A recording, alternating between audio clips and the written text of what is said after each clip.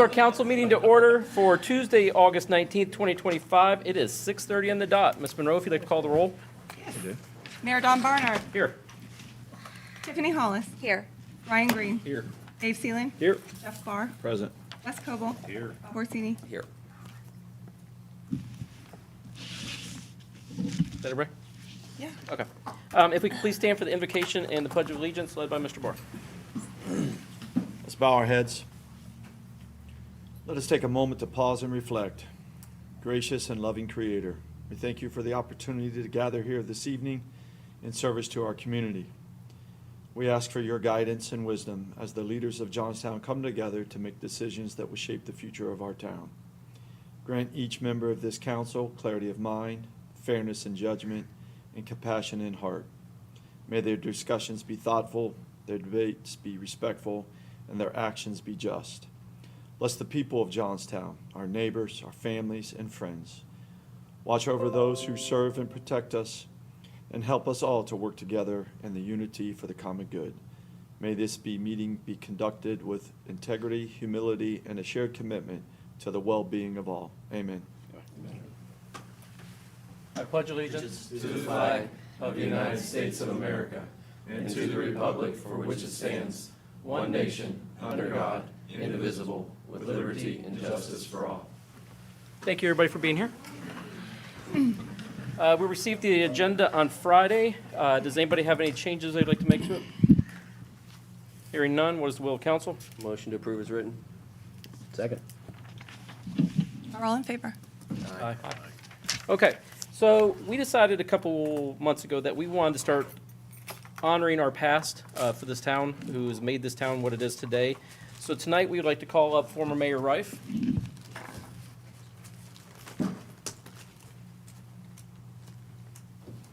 So Mr. Mayor Rife is kind of special to me. He was the first mayor I've ever met in my life. Yeah, we will see it. I never met a mayor before, so he was the first one I'd ever met. But we have a proclamation for him. It reads, "Proclamation honoring the former mayor for distinguished service to the city of Johnstown, Ohio.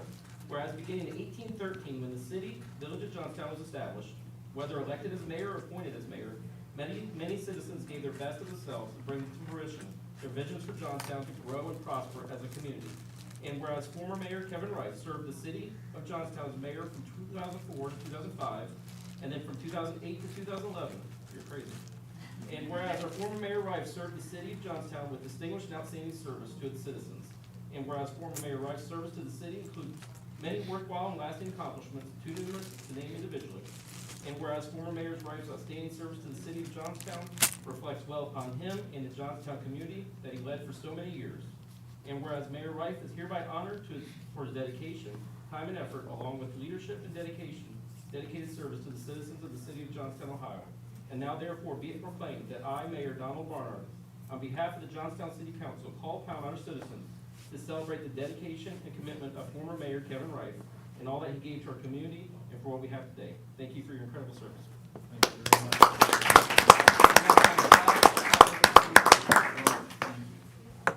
much. So we'd like to ask your family to come up, and Tracy's going to take some pictures for you.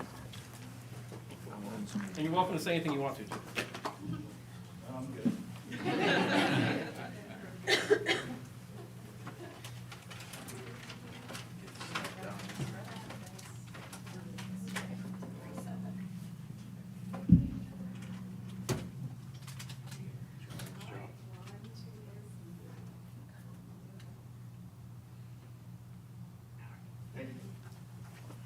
Thank you, guys. Thank you again, council.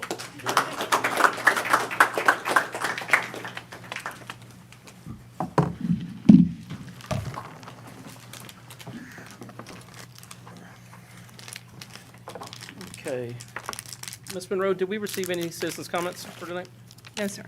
Anyone would like to speak? Okay, hearing none, we're going to move on to action on minutes. I'm sorry, I skipped action on minutes.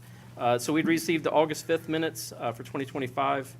Does anyone have any changes or alterations to those? Hearing none, what's the will of council? Move to approve is written. Second. I'm going to do a roll call because Bob was absent. Dave Seelan. Yes. Ryan Green. Yes. Tiffany Hollis. Yes. Mayor Barnard. Yes. Wes Coble. Jeff Barr. Yes. Bob Orsini. Abstain. I wasn't here. Okay.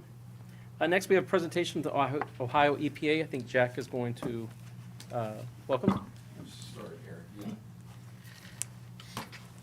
Johnstown has been needing to update their source water protection plan for some time, and the two women I'm going to introduce here have worked hard, and actually this source water protection plan, I've talked to different hydrologists and different companies, and this plan that they have put together for us here was estimated at a $20,000 study and plan that they actually come and worked with Johnstown and did at no charge to us. So I want to introduce Ruthie McKenzie from the Ohio EPA and Bree Bartow from the Rural Water Association. They're going to explain to you a little bit what this is about and why we do it and how this is going to help us in the future. So Bree, are you going to start or is Ruthie going to start? Okay. Yeah. Thanks, Jack. You're welcome. So hi, I'm Ruthie from Ohio EPA. I've been working in the source water assessment program for about 3 years now. And I'm a geologist in central office. And so I just thought I would give a little background on what source water protection is and how it relates to keeping your drinking water clean. So the source water assessment program kind of has two main documents that come out of it. First, the assessment report, and then the protection plan is kind of the next step. So the assessment report contains, I would say, three main components. One, it takes an understanding of the geology in the area to figure out where your drinking water is coming up from out of the ground. So we use a number of factors that go into that to take that into consideration. And then we also take into consideration how much is Johnstown pumping up out of the ground? What is your need? And so we use that then to kind of create an area of focus. So that's your source water protection area. So there's two here. There's two lines. There's one, this blue line right here, and that's your 5-year time of travel. So what that means is if a spill were to happen right at that line, it would take 5 years to get pumped up into your wells. And then the second part is your intermanagement zone, which is your 1-year time of travel. So same concept. If a spill happens there, it would take 1 year to get pumped up into your drinking water potentially. So the point of making these areas is, again, giving you an area of focus, an area where we then take into consideration what potential contaminant sources are located within that source water protection area. And based on the types of contaminants, that kind of brings step 2 then. So that assessment report is your founding, kind of your base, your foundation. It gives you an idea of where your drinking water is coming from, how susceptible you are to contamination, and it also does an inventory of those potential contaminant sources. So then the next step is step 2, which is creating the protection plan, and that's kind of the action item now. So you know what your area of focus is and what sources there are to be concerned about. So now what are you going to do in order to prevent contamination? So that's why we're here today, because we want to honor Johnstown for taking that extra step of thinking about how they're going to prevent contamination. So I had helped to revise the assessment report portion, and Bree helped to create the protection plan, and then I reviewed that at Ohio EPA. So Bree, I'll let you talk about the protection plan. Okay, so hi, I'm Bree. I'm with the Ohio Rural Water Association. I'm the source water protection specialist with them. Me and Ohio EPA, we work closely together to identify systems that may need a protection plan. We identified Johnstown, so I had reached out to Terry, the water superintendent of Johnstown. And me and Terry and Jack, we all got together and talked about the potential contaminant sources within the area, within the 5-year time of travel and the 1-year time of travel. Also, just to say that the city of Johnstown, they draw groundwater, so that is your source here. So you currently are operating with 3 wells. Those wells are in the Raccoon Creek Valley buried aquifer. So you're drawing from there. The aquifer is covered with a low permeable clay soil, so that offers a level of protection with the aquifer from any type of infiltration or spills. And Johnstown's currently pumping about 400,000 gallons a day. So with the assessment was rated as a low susceptibility because of the clay soil, the depth of the aquifer, and there's no historic evidence of contamination, and there's no significant threats within the protection area. We did go through and prioritize potential contaminant sources. Now, they are called potential contaminant sources. It doesn't mean that, this has ever been an issue in the past or that they're currently causing an issue. It's just to know what kind of materials are on site at these sites, and then to plan around that and to have some mitigation strategies in case something were to happen. So the high priority areas that we are talking about were mainly transportation, commercial sources, storage tanks, both above and below ground storage tanks, and industrial. And so we have different protection strategies. That includes a lot of educational and outreach materials to these particular sites. Some of these are shown on the map on the left, so that a more detailed view is on the map on the right.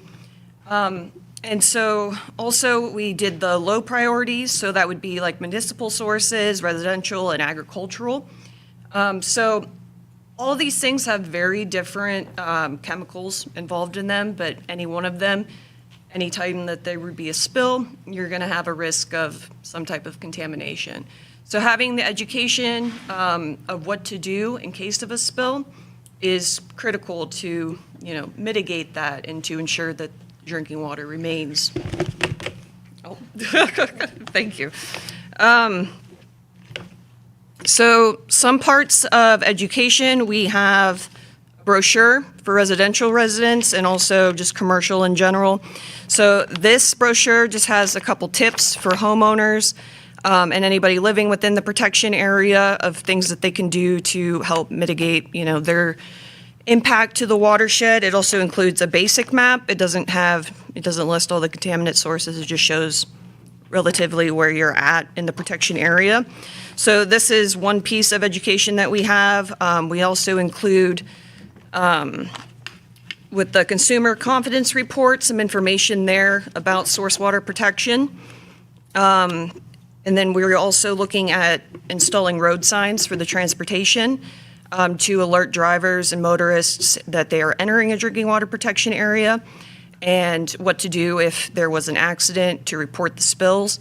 It lists the number to call in case of spills.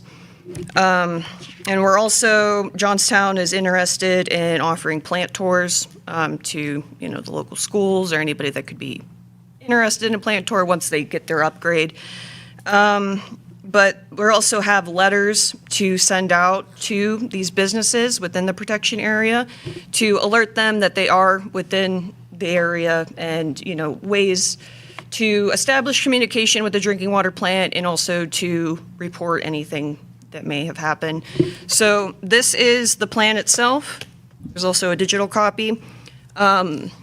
And then, like I said, all the letters, and we have the brochures available in here. These brochures will be available at the water plant, and I believe at the village office as well.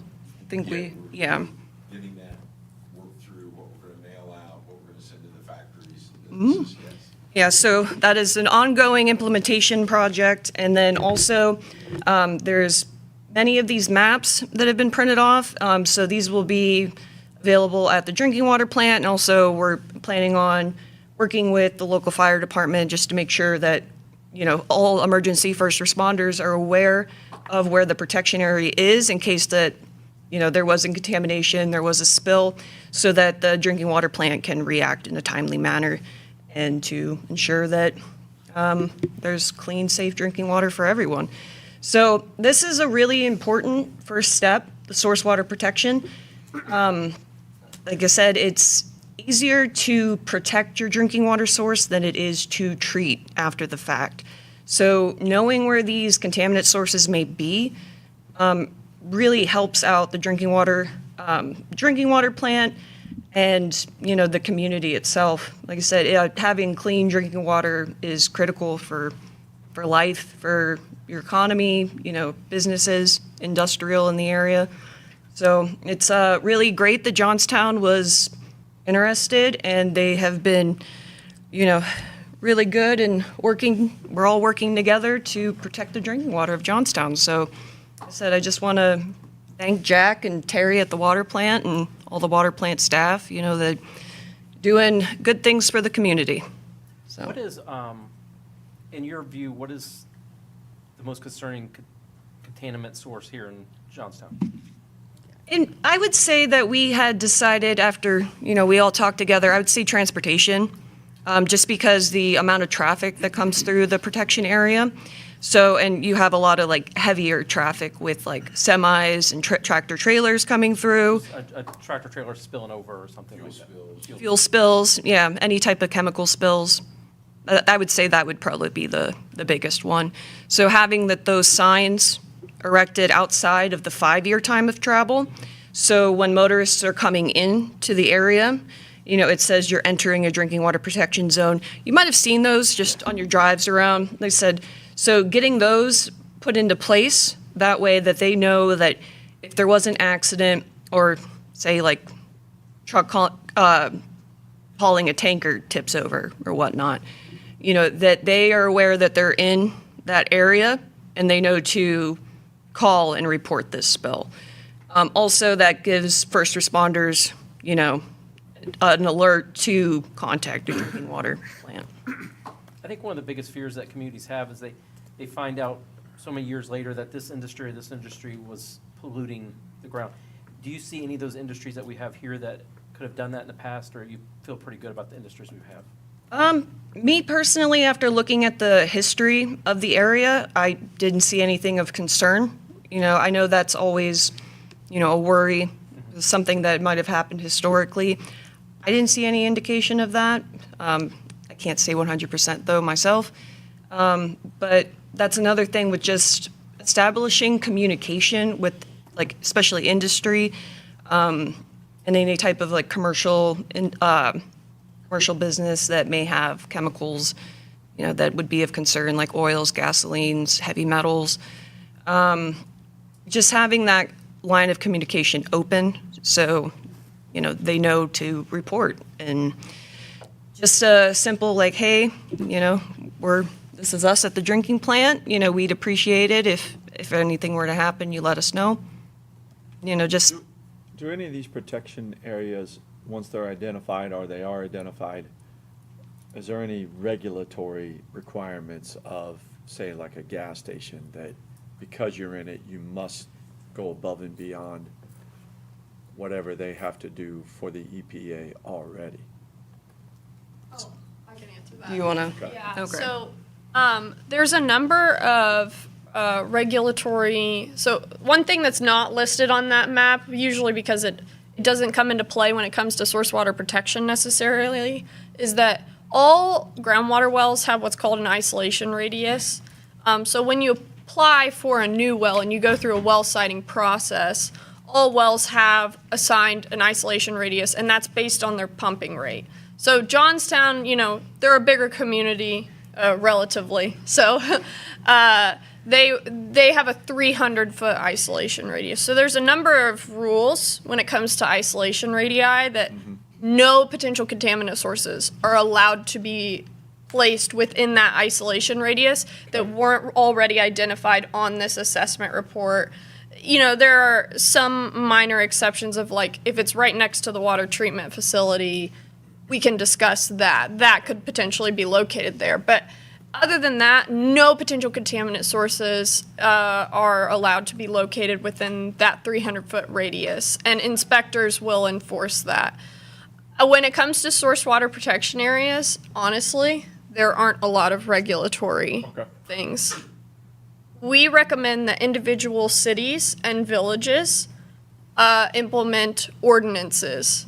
Okay. So you as a council can make decisions as long as they pass to make sure source water protection areas, like Columbus is always a good reference. They have a number of ordinances that say if you have underground storage tanks or above ground storage tanks and they are located within our source water protection area, then there has to be some sort of double containment system, things like that. So that is completely up to the council. If they would like to look at creating ordinances for the source water protection area, you are welcome to do so, and there's not much limitation. You guys can do whatever you want. Good to know. Thank you. Just to further expand on that, as this council knows, our wells are within the Youth League, JYA Youth League Association, and they had built that tower in I was called the southern back Yeah. section, and they were wanting to put a diesel fuel tank in there for auxiliary use, I guess, back there. And our isolation distance around our wells did not allow them to put that in there, so they had to, I think they ended up going with natural gas instead of a diesel tank, Yeah. and kept that outside of the 300-foot isolation area. So we watch that pretty closely, and do have an agreement with the JYA that, you know, certain things cannot be built within that 300 feet. And that well field was strategically located, so we have 300 feet that runs right to the edge of the school property, right to the back of the Youth League Association. That was all measured out and plotted before any of those wells were drilled.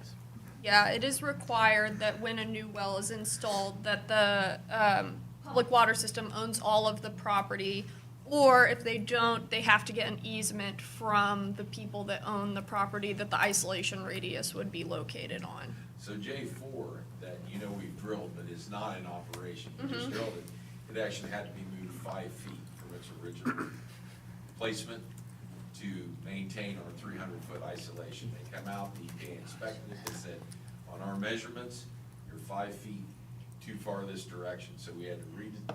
That's how critical this whole thing is. We had to lift everything up and move 5 feet inside to make sure we had that radius distance.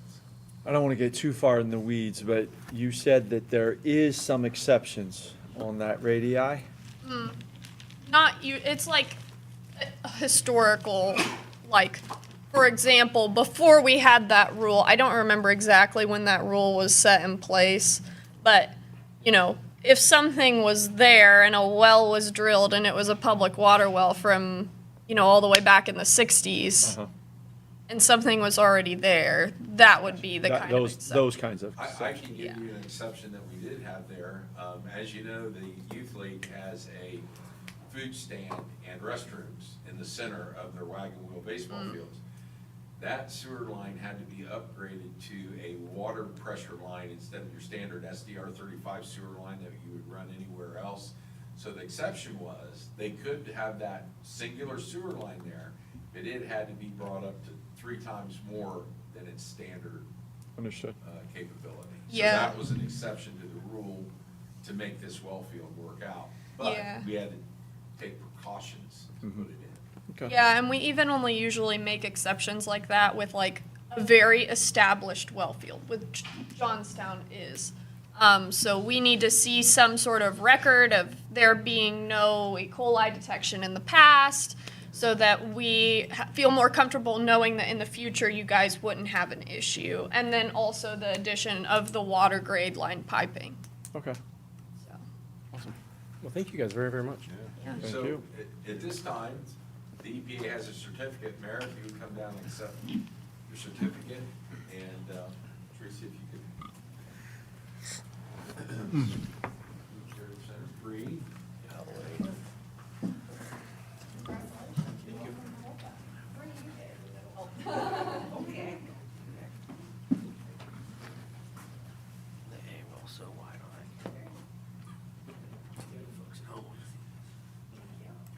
Thank you. Thank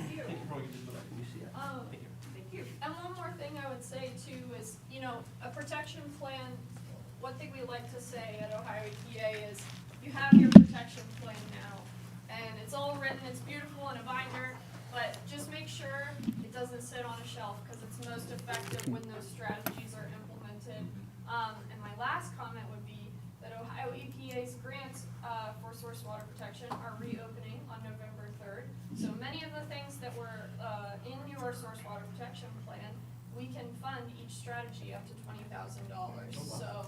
So be Yes, applying for that. we'll be looking at that very shortly. Yes. All right. Thank you. Thank you, ladies. I was trying to get an exception where they could build something. You know what I mean? Next on the agenda is council committee reports. Planning and zoning was supposed to meet August 12th. Their meeting was canceled. Their next one is August 26th at 6:30 in council chambers. Design Review Board met on August 12th. Ms. Monroe, was there anything to report from that meeting? They just saw 3 applications for various projects, sign, roof, porch, everything looked good. They had everything they needed to review, and all were approved. Okay, perfect. Finance, we met tonight. Our next meeting is September 16th at 5:30 in council chambers. I believe there's something we're going to discuss later during other business in regards to this one, so we'll bring that up then. Facilities Committee meeting was canceled on August 5th. Will that one be rescheduled? Yes. Okay. Safety and Service, their next meeting is September 2nd at 5:30 in council chambers. And Design Review Steering Committee met August 12th. Would you like to report on anything from that one, Teresa? They continue to review edits being made by MKSK on the current draft and making comments, and so they just continue review. They had some more edits this past week, and there'll be a new draft coming out. Okay. But we welcome public participation in that. Oh, yeah. Okay. Director reports, Police Chief. Chief, is there anything you'd like to highlight from your report this week? No, sir. I provided a conditional offer of employment to an individual today. It was accepted, and that individual is going to go through the process of hiring and doing all the things that she needs to accomplish, and hope to have her hired and sworn in for the next couple months. Okay, awesome. That'll put us at how many officers? I need to hire one more. Okay. Does anybody else have any questions for the chief? Okay. Tables of legislation, there's none. We're going to move to public hearings of legislation. The first is Ordinance 06-2025, which I screwed up 2 weeks ago. This is an ordinance to amend the Johnstown Gateway PD District by adding 6 parcels totaling 28.7 acres and expand the boundaries for subareas 1, 3, and 4 of the PD District. Mr. McNally, if you'd like to come go over this again.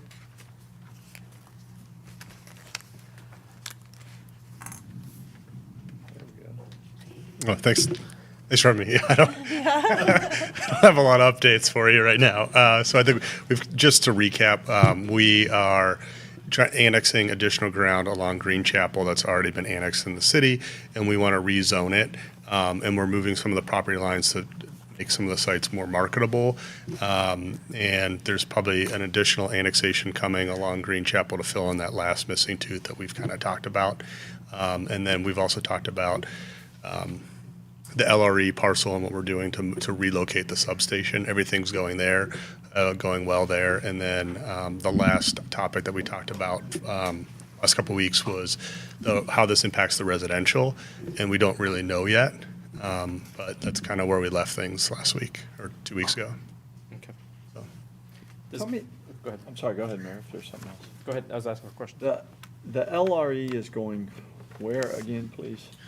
So so LRE currently owns a site that is at the southwest corner of Mink and Duncan Plains. It's about 10 acres. I think just under 10 acres. Next to Coach Carter's. Correct. I don't know. So what we're doing with LRE is a land exchange, just like no money's being transferred. We're basically relocating that substation so that they are going to be bordering Cologic's eastern boundary. So the new substation location will be in sub-area 1. Once we complete that land exchange, we will then probably expand sub-area 4 to then include what was going to be the LRE substation site. So there's a couple advantages to it. The obvious one is put the substation closer to the data center site.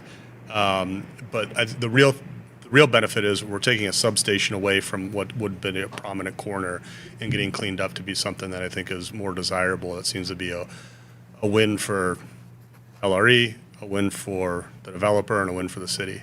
So that sub area 1-A plus or minus 4 acres is the LRE site? I got it pulled up right here. Is that it? No, No? sorry. This is. Second. Dave Seeland, Yes. Ryan Green, Yes. Tiffany Hollis, Yes. Mayor Barnard, Yes. Wes Cobble, Yes. Jeff Barr, Yes. Bob Orsini. Yes. Okay, thank you, Jimmy. Thank you. Okay, we're moving on to ordinance 07-2025, an ordinance to amend ordinance 19-2023, section 2.3, permitted and conditional uses in the planned development district. Sean, this one is, turn over to Trevor. Yeah, I'll tee it up real quick. Went before our Planning and Zoning Commission. There is a staff report associated with this. We also have some representatives from AP and Bloom Energy that will give us a short presentation on a little bit more about what this is. I don't want to steal their thunder, but it is a new, in Ohio anyhow, form of electrical generation. If this were to pass, there is a likelihood that we will be the first in Ohio. I believe AEP is excited about that. And once you hear a little bit about it, you may be somewhat excited about it as well. So I won't steal any more of their thunder. I'll allow Trevor to give his report, and then we'll have the presentation. All right, well, I apologize in advance because I'm probably going to have to steal a little bit of your thunder to go through this staff report. But so good evening, council. I did produce a staff report for this. It starts on page 19 of your packet. Just to build on what Sean started there, AEP came to the city with an application to amend the adopted PD zoning district. Just as a reminder, the PD zoning district basically is a zoning code in itself for the properties that it applies to. So they're requesting to amend this just like you would any other zoning code to allow an additional accessory use. So this would not be allowable as a primary use on a site. It would have to be accessory, meaning something else has to be the primary use. In this case, it's proposed to be a data center. So you won't see a big property just filled with these on its own out there. That would not be permissible. And so with that, I went through the typical staff report, and so I'll hit the highlights, and if you have any questions, I'm happy to try and answer them. And as Sean said, some representatives from AEP are here as well. They're much more knowledgeable than myself on this topic. So with all of these code changes or any rezoning, always start with the comprehensive plan. Going through there, the plan development has both employment land use and planned neighborhood land use. As I was going through these, I didn't see any issues with allowing some on-site power generation with all of the other acceptable uses there. Again, this is only accessory, or it's supportive of the primary uses on site. So I didn't see any issues or conflicts with the comprehensive plan there. Let's see. The code amendment criteria, so those are established in chapter 1137-06. I'm not going to go through every one of these in detail, but they do relate to things like protection of the public, health, safety, and welfare, compatibility with proposed and adjacent land uses, effects on the proposed amendment for access and traffic flow, the relationship of topography to intended uses or its implications, and relationship of the proposed use to the adequacy of available services and to the general expansion plans. So just to hit a few of those, no issues, in my opinion, from my review with land use, adjacent zoning, things like that. Again, these are, as you'll hear from the AP representatives, these are, from my understanding, very quiet. They make about as much noise as a dishwasher, so not a lot, fairly quiet. They're also fairly innocuous size-wise. They kind of look, my understanding is like big steel boxes, basically, that are kind of a little bit taller than a person, but not overly tall. In terms of access and traffic flow, these aren't really intended to generate any additional traffic other than maybe a potential service visit occasionally, but this isn't something that people have any reason to go to this site for. It's just simply to support and generate electricity on site for the data center that would be there as well. The last criteria that I mentioned was adequacy of available services and general expansion plans. I'm sure that you've heard in the news, there's been a lot of word about the struggles of the grid just in general and having capacity to get enough basically electricity to some of these sites to serve the data centers. They're very energy intensive. My understanding is these will be a grid parallel system, which means that if the overall grid goes down, these devices become inactive and no longer produce electricity. So this would be different than some of the other proposals that have been heard where there will be on-site, basically be an on-site power plant that will run all the time. These function in a way that if the grid goes down, they go into standby. So in addition to the lack of noise or minimal noise that these generate and the fact they're kind of grid parallel, to me, these seem much less innocuous than the other methods that at least have been circulated for producing this sort of power on site and allowing these data centers to move forward.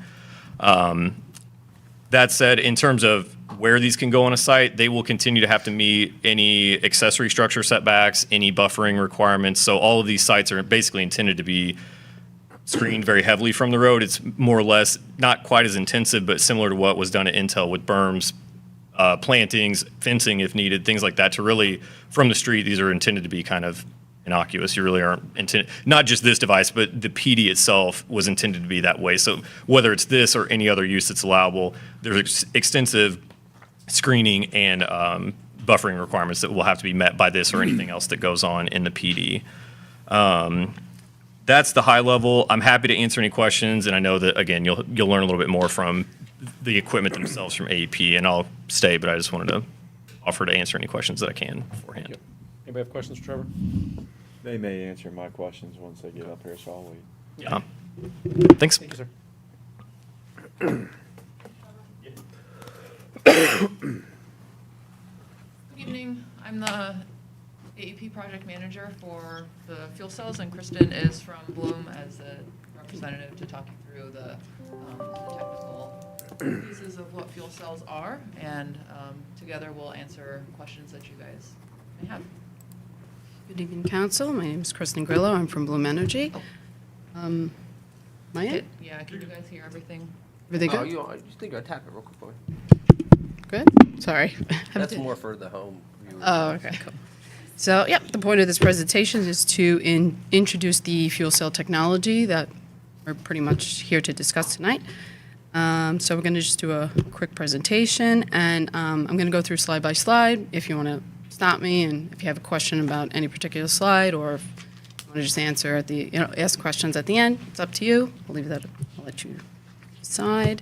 The overview of the topics that we're going to be covering are the fuel cell basics, what is a fuel cell? That'll be explained. How fuel cells work, the fuel cell safety features, use and zoning matters that we typically Bloom sees throughout the country as these are installed. They're installed from east to west coast.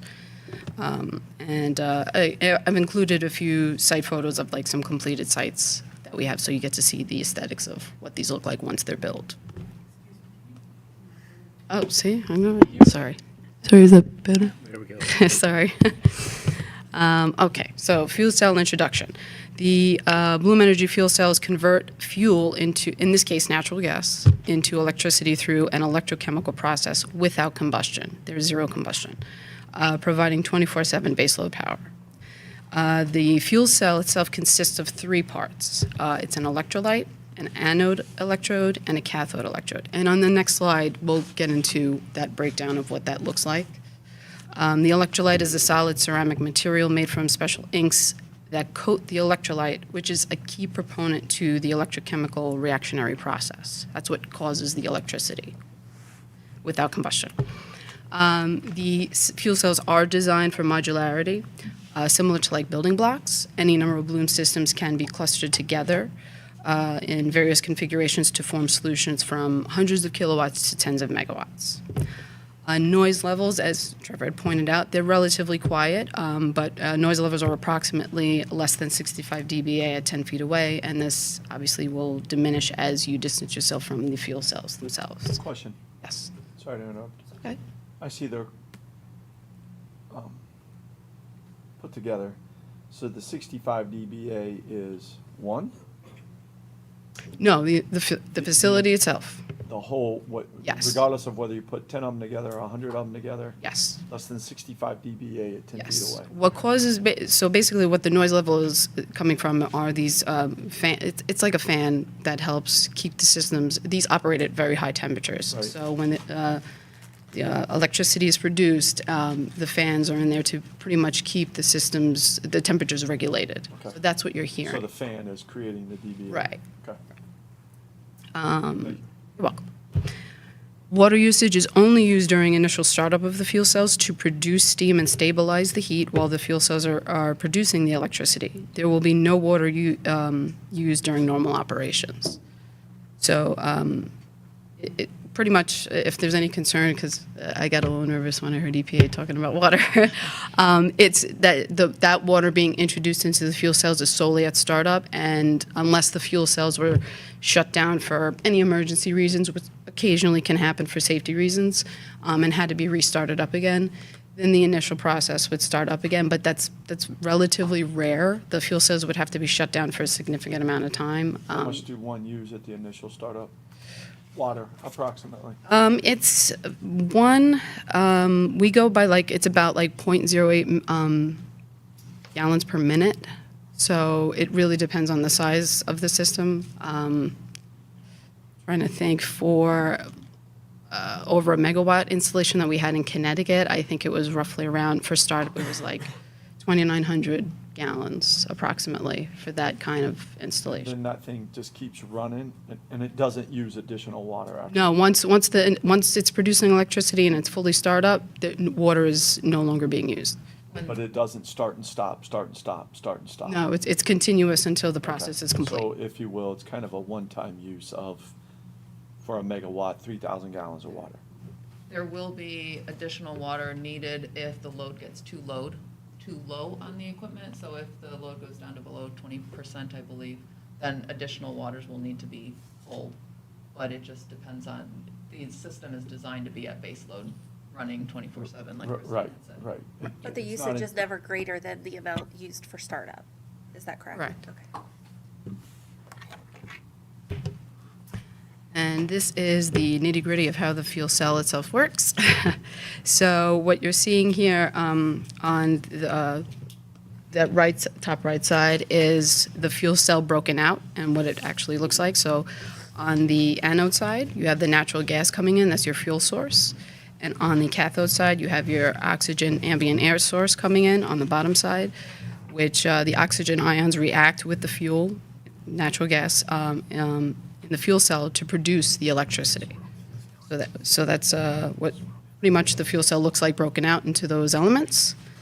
When you go down to number 2, it shows the fuel cell intact. That's what the fuel cell looks like pretty much. It's, to me, like I always like to say, what it looks like if you were holding it in your hand, it kind of looks like a bathroom ceramic tile. That's basically the size of the fuel cell itself. And then when you move on to the next point, they're stacked. So that when you stack them, that's how much power you're producing, like if you go in kilowatts to megawatts.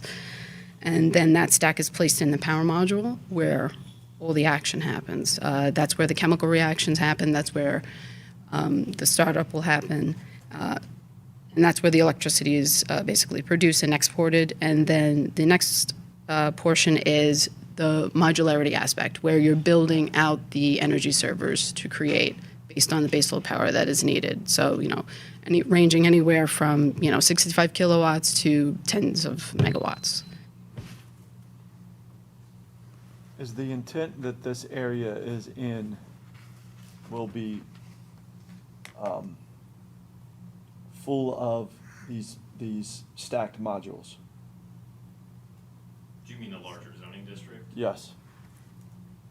I really don't have an answer for that other than, my understanding is this is being brought about because of the constraints currently in the grid. My assumption would be that based on the continued expansion of data centers and Eventually, it'll be built out with nothing but these. In time, right? That's safe to say. Whenever that time is to be determined. That said, I do think. We would love that. But yeah, I don't think that these are necessarily intended to be like the primary power source for everything that's going on down there. This seems to be a stopgap measure to cover until the grid can catch up with what ultimate demand is. Okay. So the height I see is 7 feet. Do you stack them on top? That goes to 14 feet, 21 feet? It can be. That's design based. So it could just be a horizontal layout. It could be stacked. It could be placed on rooftops, parapets, decks. It all depends on. But how many can you stack on top of one another, or is there a limit? Go as You could go as high high as as you you'd want. like, as long as it's structurally sound. So then that's where things. They will always be built to code. Sorry to Right, Right, so that- we have height protection. Height protections, things like screening and buffering, so even if they wanted to build them a certain height, if they can't meet the screening requirements, because that's then a limiting Right. factor, so that they. Right, so we got the protection there. So interesting point, you said that when the grid catches up.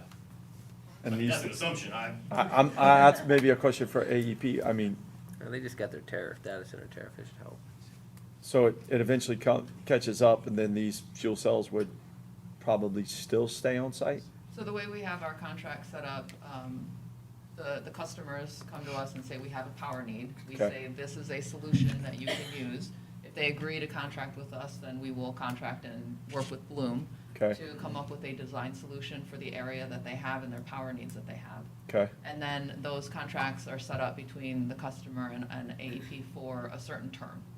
So depending on the term of the contract, then we have language typically built in to say, if you want to extend past this term, then we can extend the equipment remaining. The equipment that's on site, it can stay there for longer if you want, or if you don't want to extend the term because grid power is there, then we can remove the equipment. Does the equipment degrade over time, or is it just consistent as long as there's the natural gas being added to it? Does it have a life cycle? There is a natural degradation, like you said, like a life cycle. It's anywhere between 15 to 20 years. And they're serviced yearly or as needed. So that's the typical End of lifespan life for them. Is there a removal? a System upgrade. recycling? So- Is there a requirement so that we don't have stacks of these things laying around? Oh, yeah, no. So Bloom, if it was end of life, Bloom would come, remove the equipment completely, and then it's recycled at our plant. I was gonna say, Makes it's sense. probably You all probably recyclable. would recharge it. Elaborate if one Great went design, down, yeah, you could pull them out. You don't have to replace the whole entire system. They could be serviced individually. I'm not really sure how to ask this question. Oh, So it's going to be a little all over the place, but Okay. based on the electric available just from AEP being the supplier versus if you add Bloom, what does that allow for our economic development? Like bringing in more data centers, does that allow us to add more data centers more quickly or increase our usage by a certain amount, or does it basically stay the same? I guess basically, what is our incentive to agree to it? Are we going to get to the finish line quicker, or is it just more friendly for AEP? I can answer. Go Yeah. ahead if you want, Okay. but- Go ahead, Trevor. No, I think I think in this regard, and I noted this in the staff report, I do think that this will allow for a more expeditious build out of the things that are in the PD. If not, not to bad mouth AEP, but like you're kind of at the whim, if not, of them doing grid updates Right, to make these right, possible. okay. Whereas this is the solution that can stand on its own, be supportive of the grid that's out there, and then is modular enough that can be removed if and when the permanent infrastructure catches up or is available to serve that. So I do think that in a way, yes, it does help this get built out sooner, but at the end of the day, it's ultimately your all's decision if that's what you want for the city. At this point, AEP can only only has so much power to give. Right. And if we have customers who want to come here and build here, and AEP doesn't have the electricity, we can't bring those in, bring economic, Yeah, so this is our bridge. this is our bridge to get there Correct. sooner. Yeah, that is correct. There is a queue, everybody can get in the queue, then the power is distributed as reviewed in the queue. Yeah. And if this is allowed or approved, we'd be able to put the behind-the-meter fuel cells in place to specifically power the needs of that particular data center. Gotcha, okay. Did that answer? Yes, absolutely, yes. Thank you. So regarding the fuel cell safety features, mainly the energy servers are monitored and controlled electronically 24/7 through Bloom's Remote Monitoring Control Center, your RMCC, which has the capability to shut down the systems remotely whenever needed. And these are monitored by like human beings. It's not AI or any kind of technology. They're people that could are there monitoring the systems 24/7, see if there's any abnormalities. The fuel cells have internal sensors that are continuously measured that will continuously measure system operations for those abnormalities. If these safety circuits detect any condition outside of normal operating parameters, the fuel supply is stopped and the individual system components are automatically shut down. So that means like any, if there's, for some reason, if there's like an abnormality in gas pressure, anything outside normal parameters that are being monitored, it'll be shut down and it'll stay in an idle mode until like a Bloom service rep can get out there and assess the situation. Bloom sets those standards, there's no input from the customer on what is or isn't acceptable, as far as risk tolerance. So if it's an abnormality that Bloom deems to be critical, it shuts it down with the end user doesn't have any impact saying, no, we're okay there. We need to keep this thing going. So that's mostly talking about the internal sensors. So there are external manual shutoffs in case like a site super. I'm leaning more into, this is too important for you to shut it down for this little abnormality. We'll let those go.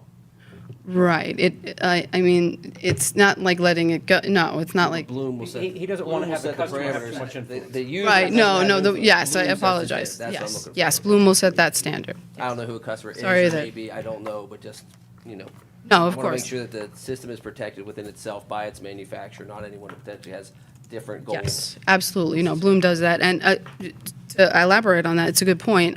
The systems themselves are tamper-proof. Nobody has access to them. You can't be vandalized. You cannot get in. Only Bloom representatives can because it takes like a special key to get into them. So, even the client wouldn't have that access. They'd have to call us, let us know, and, we'd come out and assess the situation and access the system ourselves. So the manual shutoffs, if there's an event of any exterior emergency, there's 3 manual shutoff controls that are installed external to the system. It's an EPO, an emergency power off button that you could just press. Systems idle out, go down, an electrical disconnect, and a gas shutoff valve. And these are all located, on the approved plans. It'll show clearly where these safety manual shutoffs are, as well as placards placed and safety plaques are presented throughout the job site. So in case of an emergency, someone just see something, calls 911, they know exactly where to find these In a very shutoffs. unlikely event of a catastrophic incident of fire, Mhm. is the local fire department equipped with the tools necessary to manage that fire as of today? Are there any special requirements or equipment needed to manage a fire around that technology? Nothing special other than we do provide training for them. We do a walkthrough. Not only, obviously, we expect to go through a fire code review, a complete fire code review with any comments or any concerns that they address.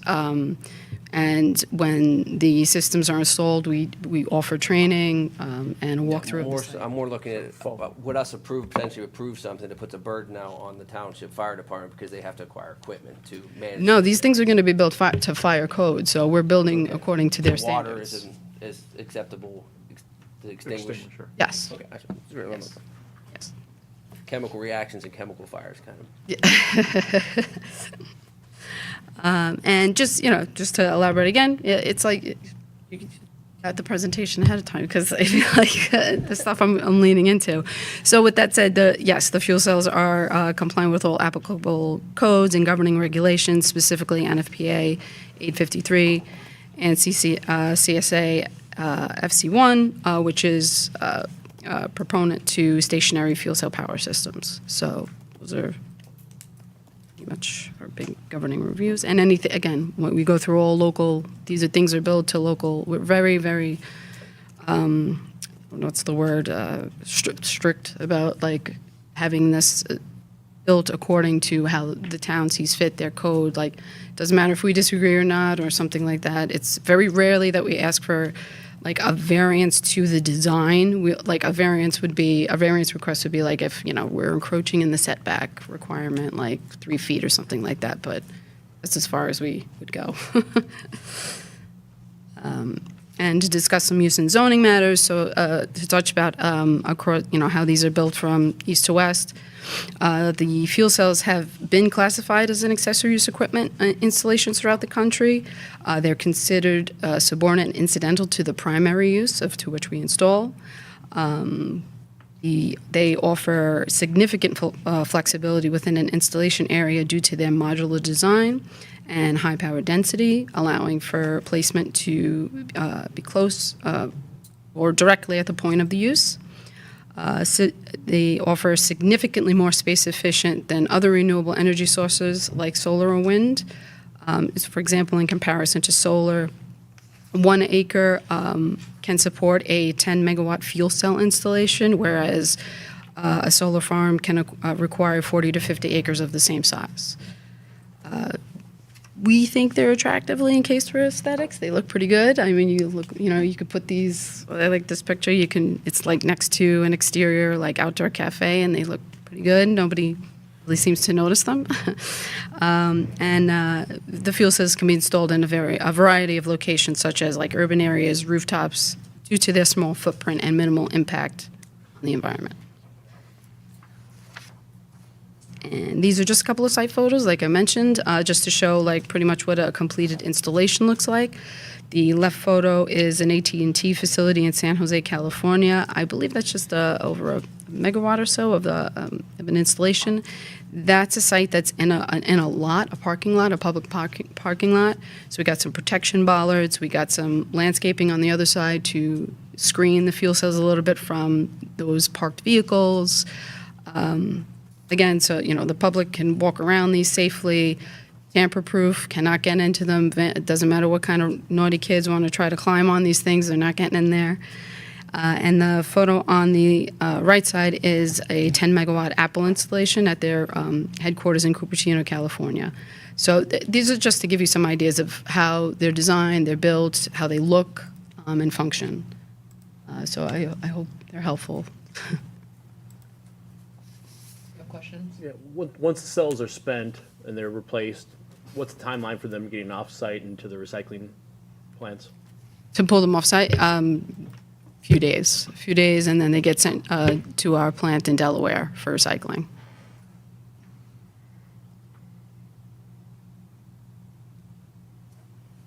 This would be the first site in Ohio?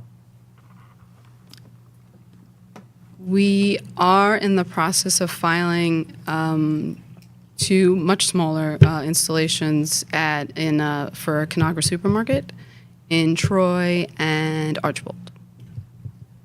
And there is another fuel cell project on the other side of town. Okay. Anybody else have questions? Thank you, guys. Thank you. Thank you so Appreciate much. your time. Thank you so much. Yep. Sorry. Just to add a clarifier, the request was just to allow these sorts of accessory uses at data centers. That's what's proposed to go on this site along with the Bloom Energy deployment. In the staff report, I recommended that if you all are amenable to these sorts of things and like this sort of idea of being able to maybe get this PD off the ground a little quicker, you could adopt language that would allow this anywhere within that plan development, or just, for example, within the more employment-based sub areas, which I think is 1, 5, and 3 or something like that. Anyways, the employment-based districts, you have the ability to do that. You just need to clarify that in any motion or anything like that when it's ultimately made.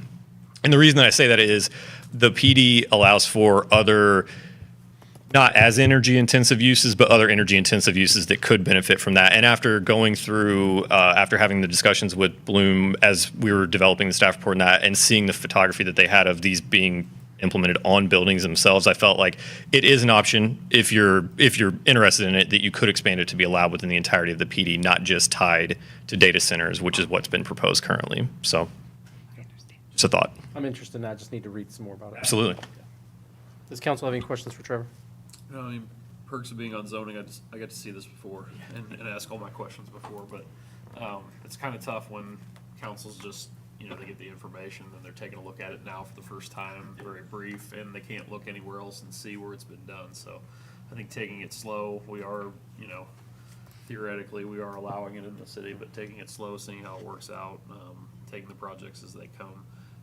One question I know that we had was about future with potentially solar being involved with, not with this, but with the language. If you take the language at face value, the question that came in was about solar and potentially being used as the language is written in there. So I wanted to see if you could expand on that. I know that we have architectural code in that district that that prohibits standalone solar. Correct. That can be done on the rooftops. Correct. I don't think this would change that in any way because this would still be an accessory use, just like any, basically that's what that requirement for solar creates is you can't just have a site that's full of solar panels. But however, if you have 1 million square foot of warehouse, you can cover the top of it in the entirety in solar panels, so long as you continue to meet those aesthetic requirements. So, yeah, in this case, I think that someone could argue that, yeah, sure, solar is a non-combustion based use, but they would still have to meet all the same accessory requirements and that sort of thing that they would have to today. I just want to make sure we follow it up and ask the question, so. Of course. So we could approve it and exclude sub-area 3 and sub-area 4. Sure. Yeah, because at this point, again, the applicant has only requested that this be associated with data centers. It would be, if you want to expand it beyond that, that is completely up to council, and you can specify which sub-areas or anything like that that make the most sense, yeah. And our sub-areas are defined where data centers are applicable. So Correct. It is a limited scope right now, but, everything can shift and change over time, but it would require another approval and review. And this is just the first reading, so we have 2 weeks to come back and look at this if we want to. Absolutely. I think it was well done. Thank you. Does the public have any questions on this item? Yes, sir, if you could come up here. We make you say your name, you don't have to give your address, just. Matt Huggins. I just have 2 quick questions about the fuel cells. Number one, is there any part of these that are not able to be recycled once they're at their end of use? I know like windmills, you can't recycle the actual windmill part. They're made from fiberglass. Is there any part of these machines, once taken down, that cannot be recycled and go to a toxic landfill or anything like that?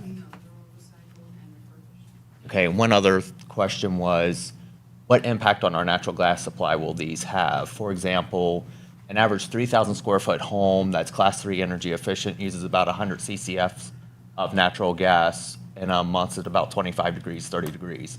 What impact will these have on our supply here? We're very lucky in Ohio because we have Appalachia, the Muskingum Valley, and everything for natural gas, but a lot of times when there's more stress on that system, the consumers pay more of the part than the data centers that's actually using it. Thank you.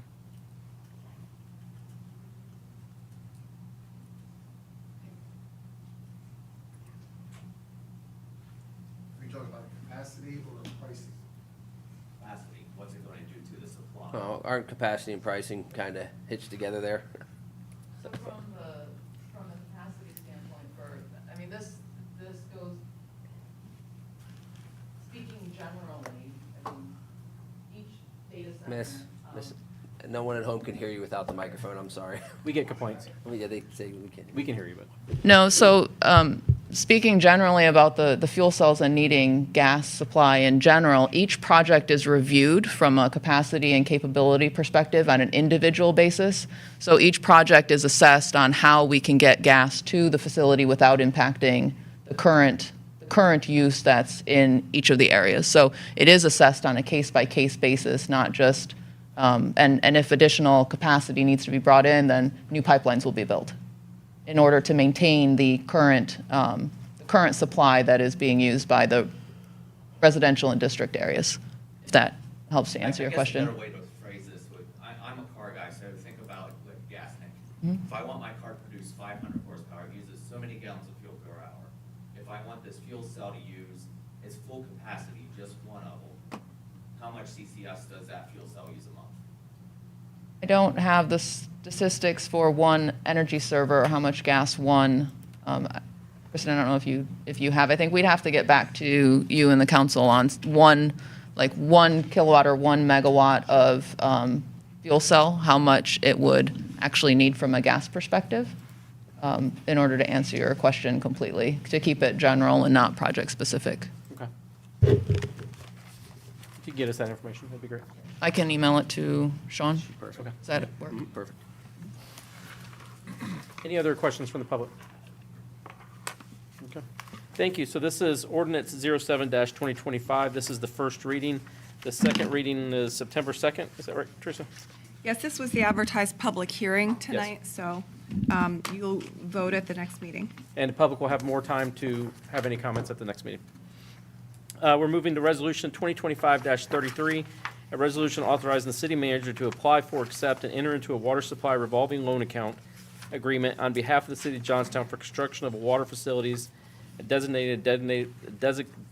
dedicated repayment source for the loan.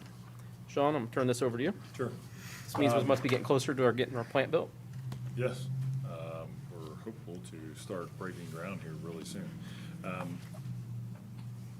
Oddly enough, council has passed two pieces of legislation previously, but going through the compliance piece with the Ohio EPA and the loan structure, they're requesting that we have the ordinance drafted with an exhibit that they have produced for us to move it forward.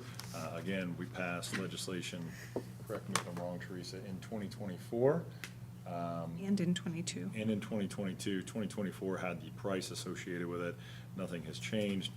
They are just looking for, I believe, wording that matches their specific criteria. So if I have miscued on any of that, please let me know, Teresa. Actually, former council passed this exact resolution in 2022, but they felt that 3 years had been too long to use that resolution in their application, so they asked that it go before you again. Okay. Housekeeping item. Yes. If you will. I appreciate it, because that's the question I was gonna ask. I thought we had done this before, Yeah, so. you're right. Okay. Okay, does council have any question for Sean on this? Do you know when we're breaking ground on this? We've got Bowen's scheduled to start rock and rolling this fall. Yeah, I had a meeting with Bowen actually yesterday, and their hope is to move their trailers and items in after Labor Day and start with the underground piping and work by 1st of October. Nice. Sean, I have a question. sorry, go ahead. Sorry. Please. And I'm just curious, if it was approved in 2022, why didn't we do anything till now? I'm just curious. I have no idea. No. And I it's don't know if I'm stepping on a hornet's nest, It's but in 2022, I believe the then outlook was just to build a 1 million gallon, or in 22 originally, it was looking at a smaller plant, correct, Jack? Well, yes, originally we were gonna build a small plant. With the announcement of Intel, we immediately moved from a 1 million gallon to a 2 million gallon upgrade. So that resolution did cover the, so originally in 2022, it was approved for a 1 million, and now we're doing a no, 2022, it was approved for a 2 million gallon upgrade. It was literally the same exact wording Yeah. that you see today. So why didn't we? I emailed it to them and asked, but they just said 3 years is too long to use. Oh, I get that part. Why didn't anything ever? Oh, happen? why didn't we? Yeah, was there a reason we didn't move forward with it, or? No, it was Did they very- apply? At that time? I can I jump don't in. remember. So there was some analysis and iterations done on costs associated with a 1 million versus a 3 million. Could there be remodeling done to the existing plant, if you will, and the way the engineers explained it to me? Imagine, if you will, wringing a towel out, getting everything we could out of that particular plant. So we were trying to save some cost associated with it. The cost came in higher than anticipated, so we wanted to go back and do some further analysis on it. We'll tell you, just from my perspective, if you would have started it and shortly after that legislation, the plant would have been constructed, but then your billing, as far as your annual debt payments, would have started at an earlier date. There's a bit of an art and a bit of mathematics associated with it, but trying to find that sweet spot to where you have users coming online, specifically the PD district, in order to pay for some of those debt services. If we would have built it, likely our first payment on that debt service would have been due in 2024, without additional customers like we're seeing with the PD district and other developments happening. So maybe a silver lining, the fact that we did go through that exercise so that we could break down which was the plant and the path that we wanted to use moving forward. I believe last year, council set out with the 3 different ideas. Yeah, well, it came through finance committee. Yeah, it came There through was 3 finance. options, good, better, best, and We you know, decided looked last at, there was also timing associated with it as debt falls off, pre-existing debt, some of those things become available. I think there was the land sale out there, was some property that came back in and raised some revenue. So I can't tell you why it didn't happen immediately, but I know how we got from that point to this point was based upon when was the best time to lay the money out for a recovery rate, what's best bang for your buck, if you will, trying to time the market a little bit. I can understand wanting to make sure that you have end users. So as you'll see in section 2 there, the dedicated repayment source will be user fees. That's our current residents. Or is that No, end users? that's end users. To be Yeah. determined later. Well, there's end users. The other piece that's happening here, maybe this is a good time to reference it because there's a critical component. Our current plant is obviously aging. So the construction that's happening here is not just for new users. Jack, 30, 25 Oh, years we old? absolutely need. Oh, we were buying 25, parts 30. off of eBay. The plant we have is older than me. Yeah. Yeah, existing So, plant's 32. I get it.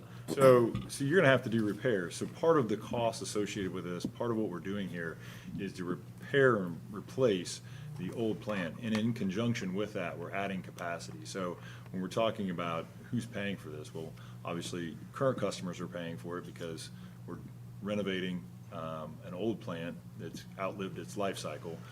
And then the anticipation, obviously, of new customers coming online to obviously help pay some of that additional cost as well. So there's a combination. I would hesitate to say that our current customers are going to have to bear the entire load of this particular plant. But I also want to reference and say that there is some responsibility of our current customers because the current plant is beyond its life capacity in some ways that we're going to have to spend some money, and that's going to have to come out of the current users' accounts. So that's a short answer for a much more detailed, complex. Yeah, I guess that was kind of my point was if it was approved in 2022 and we have such an old system, why didn't it ever move forward? And now it's more expensive now, so was it cost effective? You know, I don't know. I guess you can't go back and redo it now, but if we're gonna approve it, I would like to see it actually come to fruition instead of sitting on a shelf somewhere. It's my 2 cents. When we talk about the end users, how's that determine the impact of, is it already baked into there? Talk about tap and capacity fees?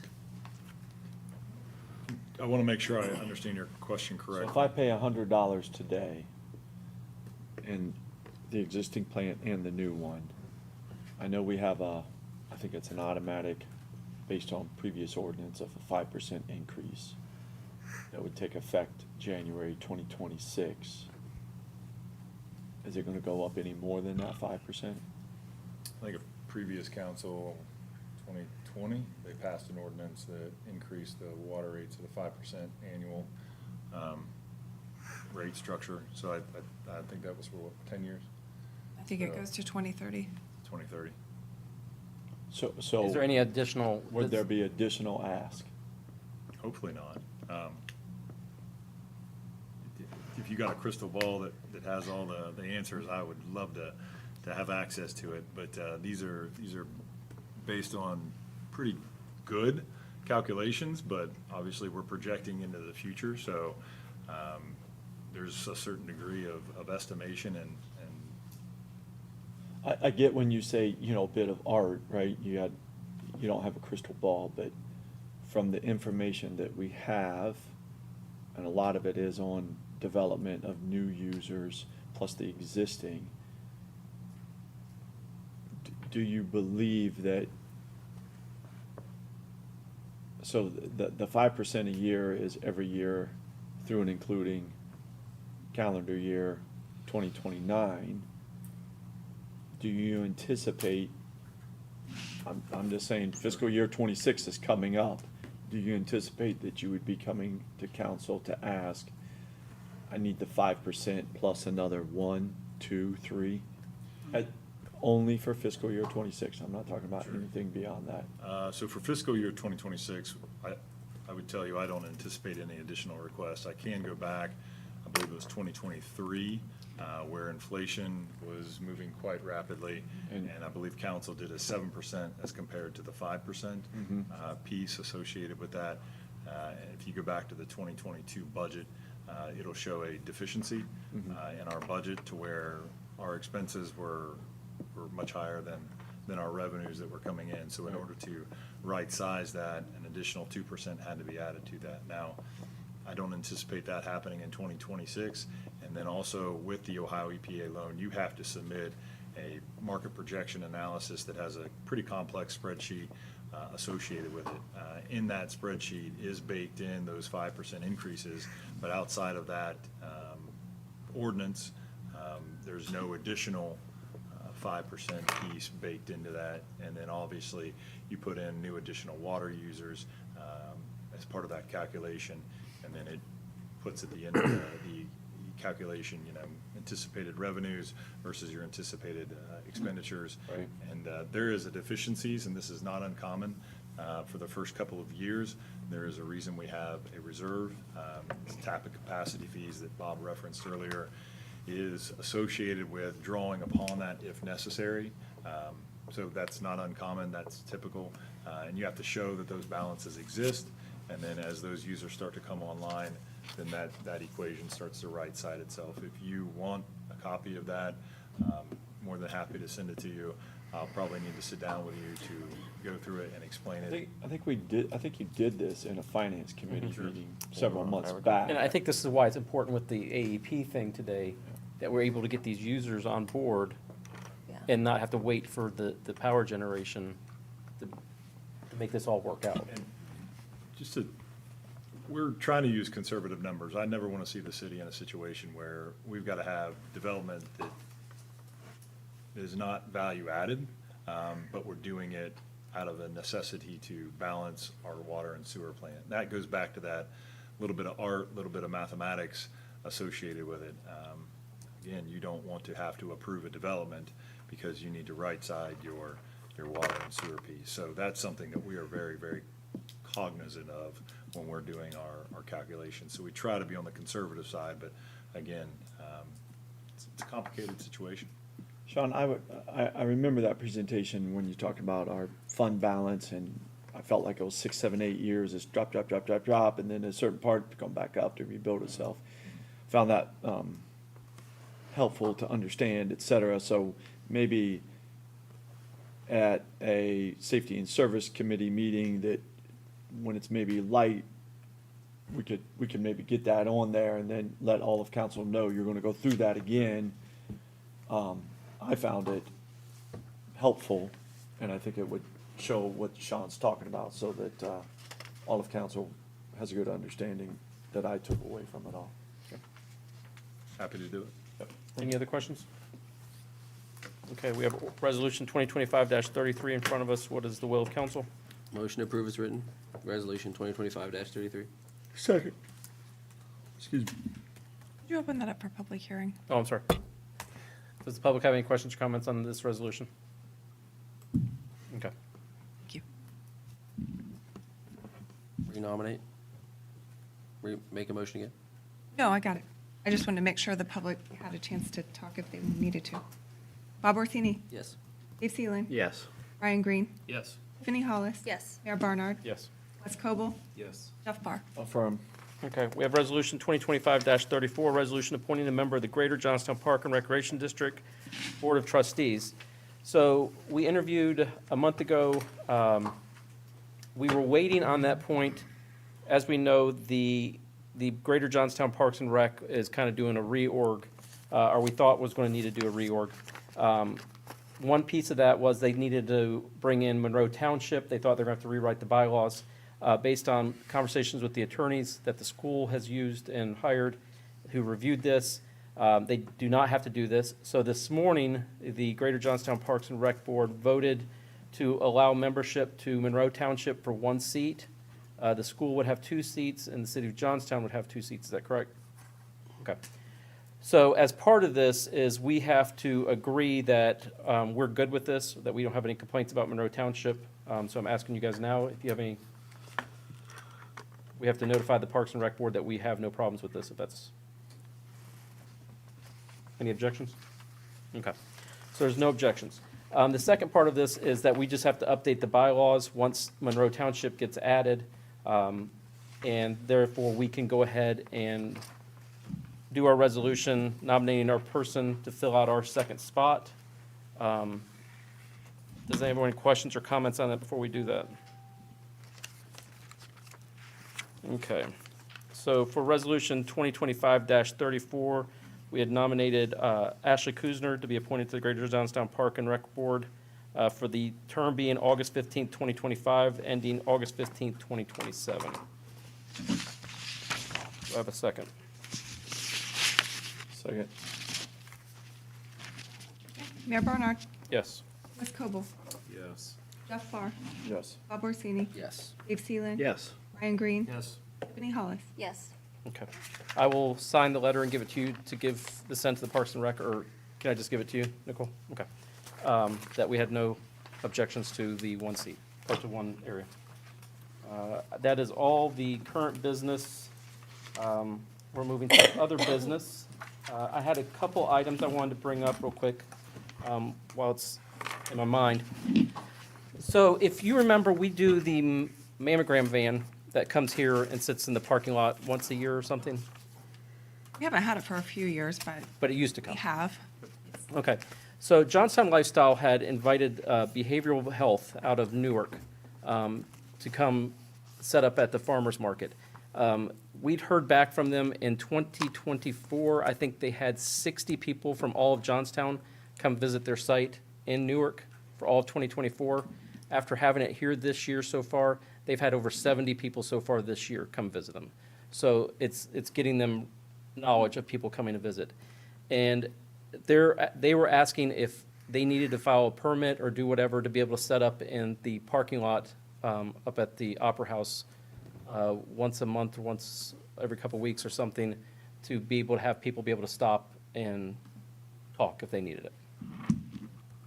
And Teresa, when her and I were talking about it, we didn't know if council would want them to do a permit or how that would need to be done, since I think we've done it before, and they set up here. they do here. They were hoping to do it there to get more people seeing What them. is that classified as? It's not Is a it a- food truck, but it's not. Is That's it, like how big is it? Is it a different. bus or is it? No, it's a little Public bit bigger. safety? Public health? Smaller than an RV. It's a little bit bigger than an RV. Okay, a little bit bigger than an RV. Not like the long RV, but Yeah, there's probably some sort of Can we put them on those 4 spots where you turn right, coming up 62? There's like those 4 spots on, and they could face the sidewalk. Well, I guess it depends on what side the door's on, but I didn't know if there or down by the end by the firehouse. firehouse isn't ours. Right, but the parking lot. Oh, people use it. I bet we could partner with the township. There's a with way it. we could do it. Yeah. We'll make it work. What do we want them to have to do this? This is the question. Ask the township. Park it in front of the firehouse.